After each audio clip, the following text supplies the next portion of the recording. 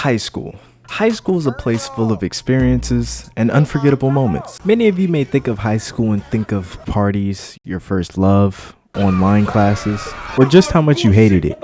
But when I think of high school, I think of waking up at the butt crack of dawn in the most violent way possible. Then going to some boring class, rizzing up the ladies, and hanging out with friends. A lot of movies and TV shows like to make high school seem like this place where if you're not one of the cool kids, you're gonna get shoved into lockers and you're not gonna have a good time. But the truth is, no matter what, you're not gonna have a good time. And that's thanks to all the random and inconvenient bullshit you encounter on a day-to-day basis. And one of the things you will encounter is easily the worst addition to public schools: Michelle Obama's nutritional food policy. The goal of this plan was to make school lunches more nutritional and healthy. And that sounds like a good idea.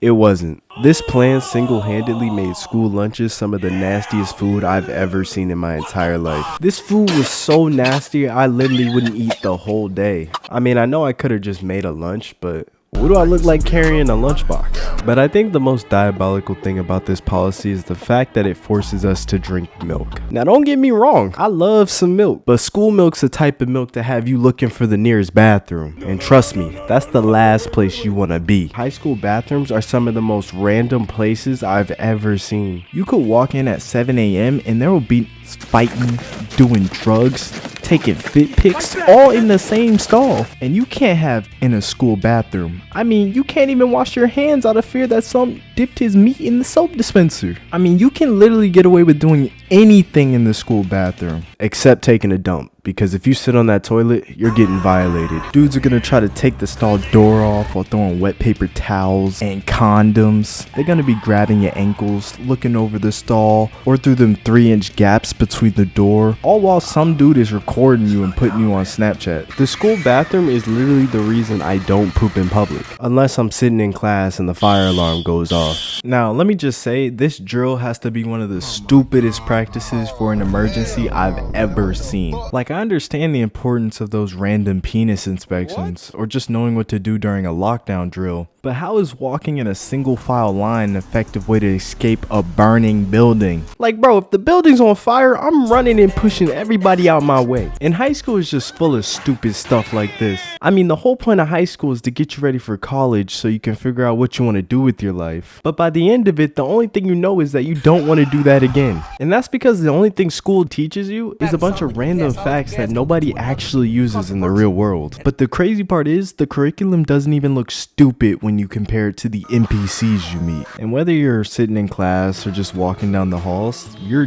destined to see some of the goofiest people you've ever seen in your entire life. Some examples of the type of people you're gonna see in high school are the hot Cheeto girls, the basic white girls, that one light-skinned dude, the high school thought, the wannabe gangster, that one dude who knows a little too much about guns, that one senior that hits on every freshman, the weird Discord band kid that I don't even know what that is, and the teacher's pet. But easily the worst type of student is the fake depressed one. These the type of dudes to post sad Bart Simpson edits and black out all their social media just so they can let everyone know they're having a bad day.